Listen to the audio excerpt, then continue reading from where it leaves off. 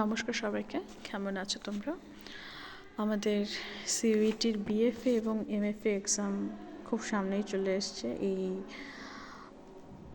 13ই March থেকে 1 এপ্রিলের মধ্যেই পিজির সিইউইটির এক্সাম হয়ে যাবে, আর ইউজির এক্সামটাও মের মধ্যে হয়ে যাবে।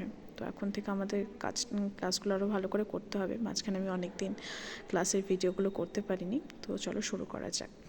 তো ফার্স্ট এখানে যে কোশ্চেনটা আছে, আজকে বেসিক্যালি আমি বিএফের জন্যই বিএফের হিসেবেই কোশ্চেনগুলো সেট আপ করেছি। তো প্রথম কোশ্চেনটাতে দেখো কি বলেছে যে Geeta Kapoor is an art historian, architect, anthropologist, actress. তো গীতা কাপুর কি?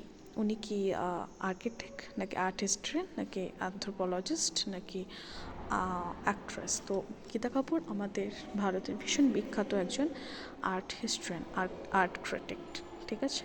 তো নেক্সট কোশ্চেনে যাচ্ছে। নেক্সট কোশ্চেন দেখো কি বলেছে যে ইন হরিপুরা কংগ্রেস দ্য পোস্টার্ড ভুল হয়ে গেছে, এটা এস হবে, ডি এর জায়গায়। তো এটা কে বানিয়েছিলেন? SH রাজা, নন্দলাল বোস, যামিনী রায়, সোমনাথ।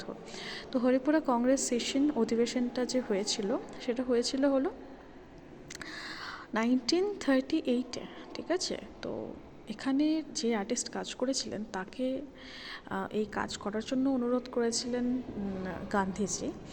তো কোন আর্টিস্ট এখানে কাজ করেছিলেন? তো এখানে কাজ করেছিলেন নন্দলাল বোস। নন্দলাল বোস বা সেই সময়কার যারা আর্টিস্ট ছিলেন তারা এভাবেই কিন্তু স্বাধীনতা আন্দোলনের সাথে যুক্ত হয়েছিলেন নিজেদের কাজের মধ্য দিয়ে। তো নন্দলাল বোস প্রায় 400টার মতো পোস্টার বানিয়েছিলেন আমাদের ইন্ডিয়ান লাইফের ওপরে, ভারতের মানুষজন কেমন হয় সেটার উপরে, এবং সেই সমস্ত কাজগুলি টেম্পারাতে করা হয়েছিল। আচ্ছা, next question. Shahjahan in his death bed is painted by, এটা অ্যাকচুয়ালি একটা অয়েল পেন্টিং। কে করেছিলেন? নন্দলাল বোস, অবনীন্দ্রনাথ টেগোর, আবুল হাসান, সোমনাথ। তো কাজটা করেছিলেন Abanindranath Tagore.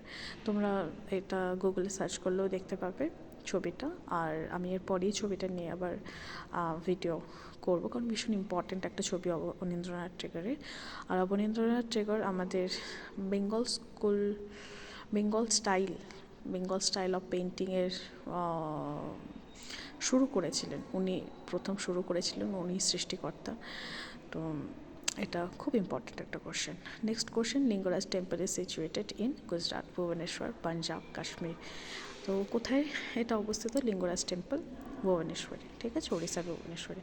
Next question. Which is not a Jataka story? Hansa, সূত্রধার, মানধাতা, আর লাস্টেরটা হচ্ছে সূত্রধার এবং মানধাতা দুটোই।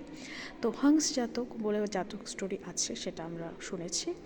তো সূত্রধর এবং মানধাতা বলে কোনো জাতক স্টোরি নেই। তো এখানে ডি নাম্বারটা সঠিক উত্তর হবে, যে সূত্রধর এবং মানধাতা।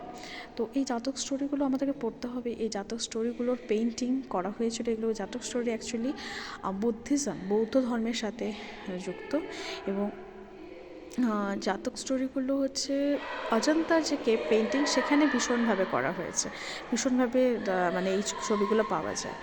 তো তোমরা এই কোশ্চেনগুলো সলভ করতে থাকো। আমি এইভাবে অনেকগুলো সিরিজ আনবো, তোমরা এগুলো সলভ করো। আশা করি তোমাদের প্রিপারেশন খুব ভালো হবে। ধন্যবাদ।